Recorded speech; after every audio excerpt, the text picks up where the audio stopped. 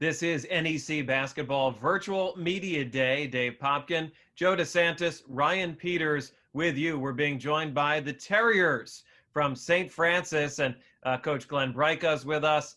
Chauncey Hawkins, one of the best players in the league, with us as well. And Coach, I'll start with you.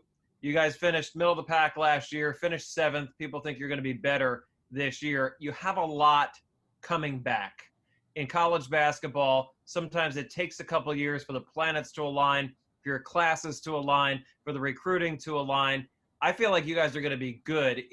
Does this seem like to you that it could be the year? Well, we'll see. You know, we have a lot of guys back on the perimeter. We have a lot of proven guys back. And I think we're pretty deep on the perimeter. Inside, you know, we're kind of replacing just about our whole front line. So that's going to be a question mark. We're going to have to answer those questions. It's hard for me to say right now. We've had limited practice time. We've had basically just individuals the last 2 weeks. So I haven't really had a chance to see the group as a whole or to play in a competitive environment. Glenn, this is a guard league. So you're right away, you're in the ballpark with Chauncey and also Unique McLean. I'm really intrigued by Rob Higgins. As a freshman last year, all freshman team. Now, for the most part, you brought him off the bench.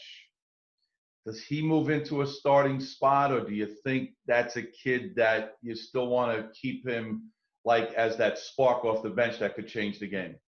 You know, it's funny. You know, he wound up starting later in the year for us due to injuries. Right. But I think, you know, we were a better team when he was coming off the bench. I was actually joking with him about it last week. And I just felt that when he came off the bench, number one, it kind of forced me not to play him too many minutes, because I'd put him in with around the 14, 15-minute mark, and he just played the rest of the half. And he really gave our team an incredible lift when he came in the game. And I think we lost that when we started him. So we didn't have that juice coming off the bench where I just had so much confidence when he entered the game, and he just gave our team energy and stuff like that. And I don't think we were as good a team late in the year when he was starting. Now, that's no knock on him as a player. I think he's a great player. I just think that what he brings to the table, I know Red Auerbach used to talk about a sixth man coming in, and just a lot of times it was one of his better players. And, you know, I felt that he really gave us a lift last year in that role. And I talked to him about it last week, and he said he kind of likes that role. So I don't know. We're going to have to see the way it shakes out. You know, who else, if we can find another guy to give us that and stuff like that. But, you know, he's certainly a terrific player and, you know, exceeded all our expectations as a freshman last year. Well, you have an all-NEC candidate, a Player of the Year candidate, and Chauncey Hawkins. And Chauncey, you've always looked to push tempo and get to the line and score for your team. What is Coach asking you to do now on this year's team? Because it's a little bit of a different group, and you're a year older. It's just really about making everybody else better. So although you can create for yourself, you have to make sure that the team is good. At the end of the day, if you know that you can score whenever you can, if the ball is in your hands, why not give it to guys so that they can make plays for themselves? It also increases the morale of the team. So I think just being a leader, embracing that leadership role, and just building on what we had from last year. Chauncey, I don't know if the other guys know this, but I know this.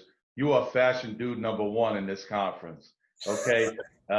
You kind of casually, I'm a little disappointed. You know, I'm sure if we were in Brooklyn together at the Barclays, you'd be all dressed to the nines. Oh, yeah. How's that? You got a future there in the clothing world. Inform our viewers about what's going on off the court. My best friend, I call him my brother. He actually moved down to Miami because I told you about the ICYMI brand that we had. I'm actually wearing some shorts right now. I don't know if I can stand up and show you, but yeah, we're doing a tremendous job over the break during quarantine. Our brand was featured on CW11 and various news television shows, and I just think sky's the limit. So let me see those shorts. Come on. You want to see the shorts? All right, here you go.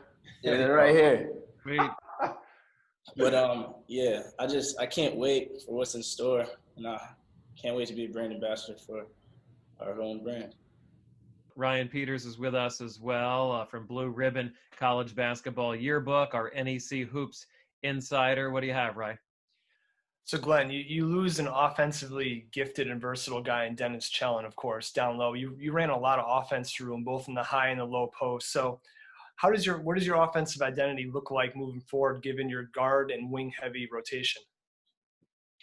I'm going to keep it very simple to start, and then we'll build on it as the year goes on. I think we have a guy who could possibly replace some of what Dennis did offensively, the kid Vuk Stevanic, because he passes the ball really well for a big guy.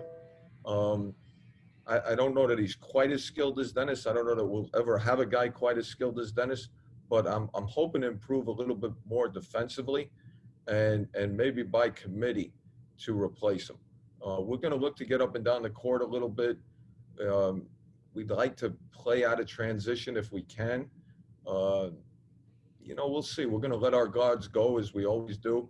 I think we have multiple end of the shot clock guys, Chauncey, Rob, Unique, different guys who can, get their own shot, get a shot for someone else. And Chauncey, do you feel like shot selection is going to help you? Because you've become more efficient as a player, going from a freshman to now a senior. The one thing in your game that's kind of missing right now is a 3-point shot. How do you improve upon that? During this whole quarantine, that's really what I've been focusing on. So I was watching a lot of tape from back in high school. Like my form changed, and it seemed to happen when I was fatigued. So now I started making myself fatigued as I was shooting during this break, and I'm confident now. I think I've become a much better 3-point shooter, and shot selection is definitely a big part of that too. You averaged 25 points per game in the Terriers' final 5 contests last year. Now, coincidentally or not coincidentally, the Terriers lost 4 of those games, but 2 of them were heartbreakers. How does your game evolve now as a senior with the ball predominantly in his hands? It evolves from just scoring to also making everybody else better. So I'll take, instead of 25, I'll take 18-7, 18-8, because now I'm more responsible for even more of our team's points, and then I'm getting guys involved because they're feeling good about themselves. They're scoring. And, it's tough to play defense after you're missing shots because it messes with your head. But if you're making shots, even if you're not touching the ball and you're trying to play defense, it's tough. So I just want to make sure everybody touches the ball, keep everybody happy. Great stuff, guys. Thanks very much. Stay safe and have a good season. We'll have St. Francis U, the Red Flash, coming your way next here on NEC Virtual Media Day.